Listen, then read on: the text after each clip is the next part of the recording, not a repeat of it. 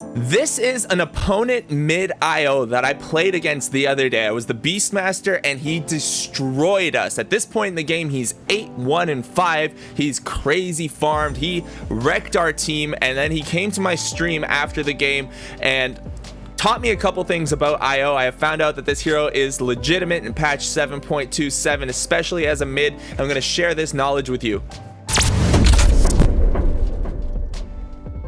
Welcome everyone, I'm Navetz, representing my esports team, the Sploush Troupe, and this video today is brought to you on behalf of GamerzClass. It's going to be a mid IO guide, and heads up, secretly, we found out that Thompson has been practicing a lot of IO. Alright everybody, let's go ahead and take a look at the build. We will start with items, go on to skills, and then take a look at talents. So the beginning items that you're going to get, you are starting off in the mid lane. This is mid IO core build. You can do safe lane, you can do off lane IO. It all revolves around the Dominator, although you might switch up your starting items a little bit if you're going in the safe lane or off lane. Starting items will be the crown, because the crown builds into the helm of the Dominator, and one iron branch and an enchanted mango. So from here on out, you're going to go ahead and then get your probably bottle next, and then you will complete your helm of the Dominator. You want your bottle because you want to have rune control in the mid lane, and then you can opt for a wand, or you can skip it sometimes. It depends on how aggressive the enemy team's being. That's up to you. And then the core items that you're going to get are the Monkey King bar, an Agnum Scepter, and a BKB, and that is your core build right here. And you can build up to this very, very quickly once you start farming with your helm of the Dominator. The Monkey King bar is really good because it gives you fast attack speed. You have a talent that gives you damage. It also has 42 damage itself and a 75% chance to do a bonus 100 magical damage in a crit, and also piercing through evasion, so it's very good against evasion heroes. Monkey King bar has been getting picked up a lot more lately. It also gets built out of the Blitz Knuckles now, which gives you more attack speed and might be a better early game build up item than what the Monkey King was previously. Secondly, you will get the Agnum Scepter. Now, the Agnum Scepter on IO gives you spirits, 5 spirits hovering around your body basically at all times. That is very, very powerful, especially when you get to level 20. You get the plus 60 hero spirit damage talent. That IO, or the Agnum Scepter, is really going to come through handy. Now, the Dominated Creep is basically how you're going to accelerate your farm, and it's how you're going to kind of dominate the early game. So we'll talk about that a little bit more when we talk about the spell build. But then the next item you're going to want to get is a BKB, because you do need some survivability if people go on you. Really, the only way you die is if you don't have a BKB. Not the only way, but a strong way of getting killed is not having the BKB. And then you can itemize for the late game in whichever way you choose. You are the carry at this point, so you can build an Assault Cuirass, Heart, Satanic. I wouldn't probably go for the Mjolnir, but maybe even a Moon Shard. I don't know, maybe Heart we can take out of this list. I'm not so sure how I feel about this now that they've changed it to have 1% max HP regen at all times. I'm not sold on the new Heart, but I'll leave it in there for now. Let's talk about the skill build. So to start, you're going to get spirits first, so you can at level 1 try to farm the creep wave and get as many last hits as you can. Level 2, you're going to get tether. And then at level 3, you're going to continue to level up slash max out your spirits build. So you'll max out your spirits first up to level 7. At level 4, you will get Overcharge. Overcharge gives you bonus attack speed and HP regeneration based on your max health. So this is where Heart comes in really, really handy some points, but still, the goal of the early game for you is to farm your Helm of the Dominator. At level 6, I do recommend taking Relocate, because it can be an instant refill on your bottle. It can also be a very easy gank. So having Relocate, I've seen builds that don't recommend taking Relocate. I do like Relocate, so I would recommend taking it at level 6. Then you're going to max out Overcharge from levels 8 to 11, and then Tether is going to be next from 12 to 14, and then you're going to finish off your Relocate at level 16 and 18 when it's available. The talents now, let's take a look. The talent build is the 35 damage talent, then you're going to go with the plus 325 spirit max range, the plus 60 spirit hero damage, and then the attack tethered, what do you say here? Give me this. The attack tethered allies target. So what that means is that whoever you're target or whoever you're tethered to, if your ally attacks the target, you'll attack the target. It's pretty cool. So that is your item build. Basically, we're gonna now take a look at a game that I played. I'm not sure which one I'm gonna choose yet. I'm gonna decide right now, but I played 2 games with a guy who absolutely dominated me. One time I played against him and I was having a good game and he crushed our team, and the other time I was playing with him and the two of us just stampeded down with Zoo Meta. So here we are. I have decided to go with the game in which IO absolutely crushed me, and it's the same player. Like I said, this guy has hundreds and hundreds of games on IO. He's an IO spammer. He's happy about the new patch. He talked to me about it a little bit on my stream. I have done a little bit of research. Now, this hero is not a specialty of mine by any means, but still I think I understand the concepts enough to bring it in or explain it to you. Let's go to regular speed and let's talk about his starting items. So he got 2 enchanted mangoes, a crown, and he has 2 shared tangos. He's brought himself an early sentry ward. It looks like he wants to deward the high ground vision of the puck, which is pretty smart on his part. Secondly, he started with spirits and he's been using his spirits consistently to try to get the early last hits. He's currently at 5 last hits, 2 denies, not bad. Another reason that mid IO is a little bit more viable in 7.27 than he was in previous patches is because of the fact that last hitting under the tower has gotten easier. So since last hitting under the tower has gotten easier, heroes with low attack damage such as IO with 50 to start, I think it's a little bit less than 50 actually, with a low amount of attack damage to start are easier to, or you're more likely to be able to get an additional last hit or 2. Now, the way this IO plays and the way most core IOs play is that they skip boots. So you don't really end up buying boots at all. You don't really need the movement speed because your movement speed will come when you are tethered. When you tethered to someone, you get a percentage based movement speed bonus. So it goes from 5 to 8 to 11 to 14% movement speed bonus.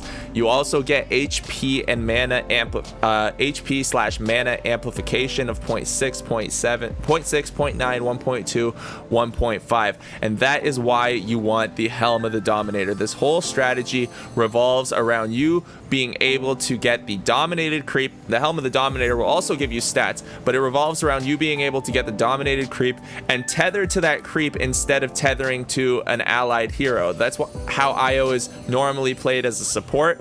He tethers to an allied hero. In this case, that's not what we're going to do. So we're going to speed up our replay a little bit to move past this laning stage at a little faster speed, and we're going to see how he plays this game when he does get the Dominator. From this point, there's not really a chance for him to be able to kill the puck, and there's really no chance for puck to kill him, not without a gank. Maybe the puck could if he was really aggressive, but he has tether, which is also which can also be used to save him, and he's just using his spirits to consistently push this wave and get as many last hits as possible. Currently sitting at 20 to 3. Let's take a look at the last hits and denies. He's actually up by 5 on the puck at this point, which is better than I expected. And our Puck was a pretty highly ranked player. I'm pretty sure in this game Puck was ranked something like 1000, and this IO, I think right now he's ranked like 800, I believe, something like that. He was 900 when we started playing, but he's like 800 today. He's been using this strategy quite a bit. Okay. So now he is tethered to the ranged creep right here. That's giving him additional regen. It's also giving him some movement speed. He doesn't need to tether too often, and he has gotten bottle first. So with the bottle first, he wants to maintain rune control. Some people like to go for the Dominator right away. I think that the bottle first is the better way to play. And once he uses the regen rune, he runs towards the small camp over there and makes sure he farms it. Now he's pushing out waves. This is how your typical modern mid players play. They push really quickly Oh, this is the small camp. Sorry, that's a medium camp down there that I was talking about. But this is how your modern mid players play. They go ahead and they push out the wave, then they come and they farm the jungle, and they consistently do that for as long as they can. And now he's using tether to jump forward across the map to get him back to the lane to get last hits as quickly as possible. So that's a trick that you should use yourself. If you're over at a creep camp and you want to get to the wave, tether yourself forward. You can also use it for escape, and you can also use it to get to an allied hero in a faster manner. Now he's still maintaining ruin control at the 6-minute mark. He's gotten both bounty runes so far. One of them is a regen, the other one is an invis. With the invis, there's not that much he can do. In the game that he played following this, where I was on his team, he ended up getting a haste rune, and with that haste rune, he ran bottom and managed to secure a kill on a core hero with me. Now, this is why level 6 you should get relocate. He relocates to base, he uses his bottle to fully heal himself, and now he also picks up his Dominator. So he gets his Dominator, he's consistently pushing the waves. The level 4 spirits do quite a bit of creep damage, 34 damage to creeps. They continuously spin in a circle. They have a 19-second duration, and right now he's looking for a good creep to dominate, and he has found one. The Centaur War Runner is a very decent creep to dominate. For those of you who don't know how to micro, I do have a micro guide available on my YouTube channel, so feel free to find that. It's called the Ultimate Micro Guide. Now he's chasing. He is chasing down this puck, using the tether to come forward. This guy already has insane amounts of speed, so without boots and just with the tether, he has 446 movement speed. We'll slow this down back to normal pace now. We'll watch him continue to play this lane. So Puck should not have died there. He actually wasted coil, and he got himself pretty far behind in this lane because of that death. That's a big deal. The Creep's movement right now is at, where are you, free camera? The Creep's movement is at 446. His movement's at 446 as well. So since the Creep has such fast movement speed and they share movement speed, the IO is moving incredibly fast pretty much the whole time they're tethered. And tether is constant now, so while they're tethered, which is going to be basically always, he will move at move at an incredibly high speed, which is 446. The more points that he does get in tether, the faster that he'll move as well. So when he does level that up, it'll be great. Now he's getting points in Overcharge, which gives him bonus attack speed and HP regen based on his max health if IO is tethered to an ally. The unit also gains the bonuses, so both the Centaur Conqueror here and the IO are going to get the bonuses of Overcharge since they're always together. The Dominated Creep is significantly stronger than it was before. They took away the base damage aura for the Helm of the Dominator, and they made the Dominated Creep get 40 base attack damage, 12 health regen, and 4 mana regen. So this guy can basically always stomp. He has so much mana regen. The spell costs 50 mana. He can do it consistently. And where has IO just tethered to? He has gone bottom. He relocated bottom and helped secure a kill against who? Me? I don't know exactly what he did. I was talking there. Oh well. Anyways, IO's trying to do stuff around the map with his tether. That was the point of what I was trying to say. I thought he killed me there, but it looks like I did just die to the Winter Wyvern. But we've been having a good game so far in my end of the spectrum. I was pushing Drow out of lane. I forced multiple heroes to rotate bottom. I gave my Naga a lot of space to farm. Unfortunately, my Naga didn't cut creep waves properly this game, but still this game was supposed to go a lot better for me than it did, and it's basically because this IO just almost single-handedly carried the game. So right now he's 1-0 with his kill on Puck. He keeps his creep. That's a nice little move he did there. He kept his creep over here. He brought his hero to the ruin, bottled the regen ruin, and then tethered back forward because tether lets you hop over cliffs and through forests and stuff like that. So that's a little tether trick. And next he's going to go ahead and buy the MKB. The MKB will give him the additional attack speed, and it will also give him the magic damage. Will also give him a 75% chance of getting the piercing magic damage, or the true sight magic damage. Now At this point, now what he's going to do is farm this jungle as often as he can. So he's going to stay in here until he basically gets his MKB, and he's going to give himself a huge farming advantage because the other heroes in the map can't farm as fast as he can. Even the Naga struggles to keep up with this IO and farm, and we'll see the scoreboard graph after the game to see how quickly he accelerated his farm. Now we're going to speed this up a little bit. We're still going to watch the IO. Other stuff's happening around the map, but that's not what we're going to talk about. We're just going to talk about the way that this IO farms, and we're going to see his farming patterns. So he's going back and forth between the camps. He's already taken the mid tower, and he's going to farm these ancient camps as often as he can. And we're at the 11-minute and 50-second mark, so that means that the stack timing is coming up. Notice that he tried to use his spirits right there to stack. He wasn't sure if that camp was there, but he walked his spirits upwards, or walked his IO upwards, so that the spirits could possibly hit that creep camp up here and pull them for a stack. Making sure that you hit your stack timings is really important, especially if you are a hero who's relying on accelerating and farm. And this IO is depending on that right now.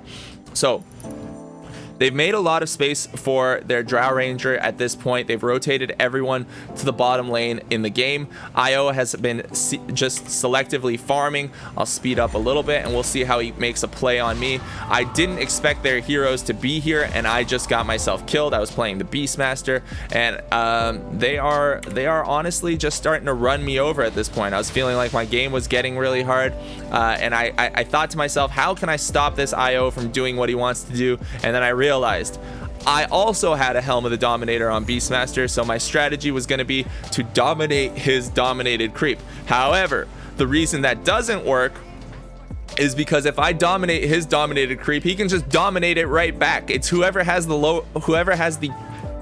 creep or the Dominator off cooldown ends up getting to keep the dominated creep. So even if I take it, he can just take it right back. And I found that happened more than one time when I was playing against people who had a Dominator when I had a Dominator myself. It's kind of cool if you do it like against a Chen or something, and Chen doesn't have a Dominator, but if he does, then it can be a little bit annoying. So he's building towards his MKB. He has all damage items at this point, and he's consistently tethered to the unit. Now he's going to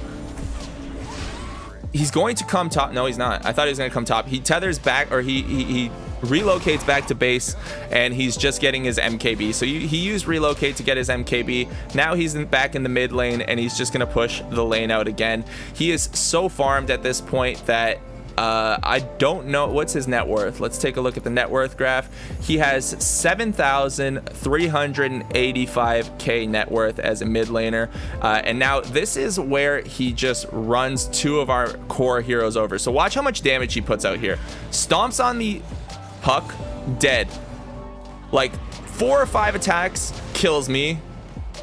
Moves forward here, and he was gonna try to kill the Winter Wyvern, but I managed to stomp him with my own dominated creep, and my Winter Wyvern is going to maybe survive? Nope, he's just going to get blasted by spirits. So he just gets 3 kills there, and at this point, it's 14 minutes. He has MKB, he has Dominator, and he has 1,400 gold. He's going to be buying his Agnum Scepter next, and when he gets his Agnum Scepter, he will constantly have these spirits around him. He'll have 5 spirits always in a circle around him. That will be very, very strong. He still has his bottle. He has a lot of clarities with him. This is something that players need to buy, that is clarities. Don't forget that you should buy them throughout the game, especially if you feel like you're having mana issues. Clarities are your saving grace, so don't be stingy on buying those. Just because you want to farm your next item doesn't mean that you'll be able to do it if you don't have any mana throughout the game. Now IO is controlling the top of the map here, which is pretty nice. He's going to move forward, couple hits off on the Winter Wyvern. Winter Wyvern does go down, and the curse doesn't manage to do anything. IO is now controlling the top part of the map. They have vision of the top part of the map. Now they're going to close distance on me. He uses the Centaur to stomp on me, and we are really starting to fall behind here. So at this point, the game is looking really rough for us, and we decide that as a team, we've decided that our strategy will be to cut the waves and not let the IO and the Drow Ranger push towers. So our whole game plan was to cut waves And it worked for a little while until the catapult came out. Now you see here that the tether broke for a split second. IO instantly tethered again and then stomped him. His movement speed right now is at 458. He's got more points in tether. He's still dominating this centaur creep. The reason he's choosing the centaur creep, by the way, is because the centaur does have the stomp. It's a 2-second stomp. It's a 2-second stun, and he has higher movement speed than almost any hero in the game at this point. So there's no reason for him not to have this creep. He gets to stomp and do quite a bit of damage. He also has the AoE to kill those Naga Siren illusions, which is very, very nice for him. Continuing to play this, he's gonna try to get a kill on the Puck. Puck was trying to cut waves. He's not able to. There he goes. He stomps me again. He finds another opportunity to kill me. The Winter's Curse goes down. Not enough damage to kill anyone for us. And we put all of our effort into killing the IO right there. I took over his centaur creep. He got focused by our Naga Siren. When we were playing this game, we made a conscious effort. Everyone was like, we have to kill IO at this point. What was his record? He was 6-0. Now he's 6-1. So that was his one death of the game. And we're going to speed up a little bit to IO being alive. This is just his player perspective, what he's looking at. All right. And now he's back at it. He has the Staff of Wizardry, the Ogre Axe, and the Blade of Alacrity. Next, he's going to get this point booster, and then he'll have his Agnum Scepter. He's going to have Agnums, Monkey King Bar, Helm of the Dominator before 20 minutes. That is such a fast timing. And then after that, he's going to continue accelerating in terms of his level advantage because he's been farming a lot more than everyone else. His net worth is still above a Naga Siren, who's like, that's Naga Siren's thing. Naga Siren just farms. Like, that's her whole goal in the game, whereas this IO has been completely active, dominating the map, pushing top tower, pushing mid tower, completely controlling the map so that we're not able to do as much as we would be able to had this IO had a worse game. And in the game I played with IO, the reason I chose to show this game was because in the game that I played with IO, we basically walked over the enemy team from the beginning to end. And I know from this perspective, it seems like that's what's happening. However, this game, we actually felt like we had a chance because the Drow Ranger was behind. She's sitting at 8,000 net worth right now. Our Puck is kind of farmed. I'm a little bit up there on my Beastmaster. But the IO is just going to pretty much solo carry the rest of this game. So she has the eggs, she's level 9, or he has the eggs, he's level 19. Is IO a guy or a girl? He's a spirit. The spirit has the eggs, it's level 19 right now, and at level 20 is the next major power spike. The additional 60 Spirit's hero damage makes you so much stronger with the Agnums, because the Agnums gives you spirits that passively spawn around you, so you don't have to consistently use your spell for it. It doesn't go on cooldown, and you basically always have an opportunity to, or you're always a threat at that point. Now look at the range on these spirits. That's because of the level 15 talent, the plus 325 spirits max range, and then he's also got the damage talent, making him do quite a bit of damage. Now here comes the curse. This curse isn't going to really do anything to IO. There's not enough heroes around. The dominated creep doesn't do enough on its own. We tried to kill him, we were unable to. Puck, I think Puck goes down here. Yeah, Puck goes down as well, and our team starts to get run over. This gives IO the level 20.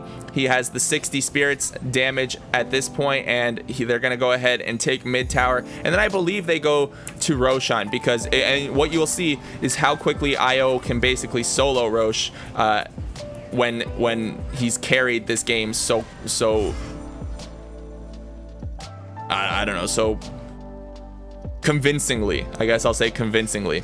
Yeah, okay, level 20. They're walking towards the Roche pit, and even if we were to come and fight them, we wouldn't be able to do anything. So let's watch 2 times speed how quickly IO starts taking this. Now, I will say that he does have a Vengeful Spirit somewhere around there, shooting waves of terror at Roshan, and that is highly effective, reducing the armor from 20 down to, or 27 down to just 20.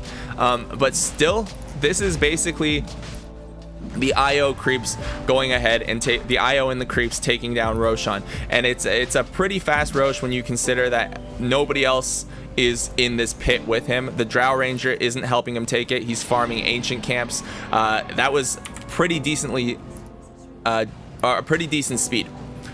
Looking mid now, they're going to go ahead and start pushing for the game-winning, or they're going to start going for the game-winning push. The only thing they need to worry about is this bottom lane. Our objective right now was to cut creep waves and push the bottom wave in. Puck has quite a bit of mobility and has the ability to actually push creep waves along with the escape of a Yule Scepter. So Puck has Veil, Blink, and Yule Scepter along with Boots of Travel. This gives Puck the ability to push creep waves quite easily. Now what they have to do is manage to keep their creep waves alive long enough for them to be able to push high ground. So we'll see the way that IO plays this. He's going to consistently push these waves while we try to force him back across the map. Now IO does have relocate though, so anywhere that a team fight breaks out, IO can be there. IO can still tether his own allies, don't forget that, and he can be he can be ready to react all across the map with his global spell. The Naga Siren, as you can see, her illusions aren't able to do any wave splitting because of how much damage these spirits do, and IO is kind of dominating. Now he's built up to his BKB. The BKB has a 10-second basic dispel, or the BKB has a 10-second charge right now, and if he needs to, he will basically just run over our team with his BKB and his dominated unit. I don't know why he has this creep actually. Let me see which creep this is. The Satyr. So the Satyr has mana burn. That's pretty cool.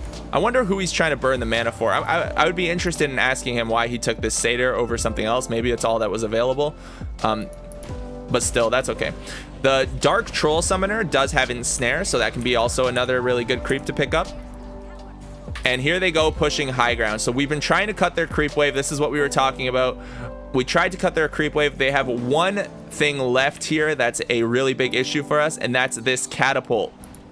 And unfortunately for us, we have no way of killing this catapult. So they come forward. IO has tethered the Drow at this point, and Drow is just attacking high ground. They're trying to kill our catapult. We were telling our Winter Wyvern to ulti this catapult so that we could kill it. Puck has cut the creep waves. This is their only creep available, and we were unable to kill it. I'm even over here throwing axes at it. I send my necro books forward. That one creep is the reason that they are able to continue pushing this wave, and also it's the reason that they're going to be able to end this game. We have no way to fight them. Our 3 heroes just bought back. Our Naga Siren melts. The Rubik is dead again, and their eye die. And that will be the conclusion of this game. From this point forward, they will just push and end, and that is a 26-minute snowball on IO. I don't even know if IO dies here. It doesn't matter. He has the Aegis. He's basically begging us to kill him, but he's sitting here at 43 HP regen per second, amplifying everything that this Drow Ranger does, and soon he'll be level 25 with the allied tether attacks targets. So either way, if this would have gone late game, we would have still been in trouble, and they will just close this game out. So that was them taking advantage of us and making us feel bad about ourselves. As you can see at the 10-minute mark, the Vengeful Spirit and the IO are in the lead in terms of net worth. The IO had, as soon as IO gets the Dominator, look at how fast the farm starts to accelerate, because she can stack camps.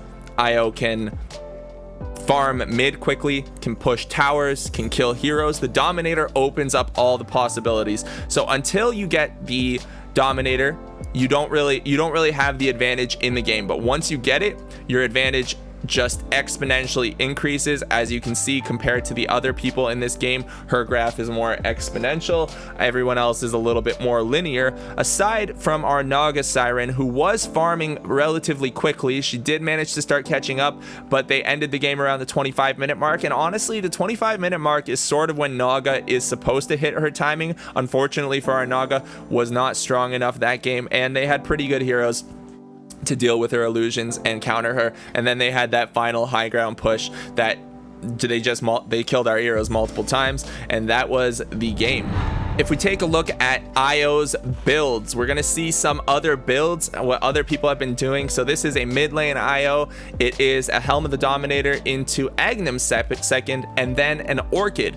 I do like the idea of an Orchid because it is cheaper now. It might be the better pickup. I might like it better than the MKB. However, I still think the MKB is really good. And then obviously BKB next. This IO over here went Helm of the Dominator, Monkey King Bar, Black King Bar, Desolator, and Skull Basher. Even the Skull Basher, pretty interesting. Next IO has a 7-minute Dominator, goes for the Soul Ring. As you saw, the IO was having some mana issues. This is a safe lane IO, so the mana issues, he decided to alleviate them with the Soul Ring. Goes for the MKB next, the BKB, the Aghanims, and then the Heart. And that kind of gives you a general idea of what you want. Basically, you're trying to farm up your Helm of the Dominator around the 7 to 8 to 9 minute marks. If you can get those, then you can start getting your exponential farm increase, and you should be able to start dominating the game. As if the game itself wasn't convincing enough, we'll take a quick peek at the damage dealt tab. Our IO right here doing 31,134 damage. The next closest heroes on his team are less than half of his damage dealt. You can see that the heroes on our team don't even really get close. And the building damage that he spit out was 4,191. You can also attribute almost all of Drow's building damage to the fact that IO carried him. And not just that, but this wasn't a last pick IO. This wasn't a surprise pick IO. This was a second pick IO, which means that it can be very versatile in your drafts. The risk of playing core IO is that if you don't snowball, you could just fall very far behind. However, if you have a good early game, you should be able to hit a very big power spike and get yourself that exponential net worth graph to let yourself get the huge advantage in the game, as we just saw. Thank you all. I'm Navetz. I'd love to hear your opinions on the mid IO gameplay you just saw. Until next time, one love.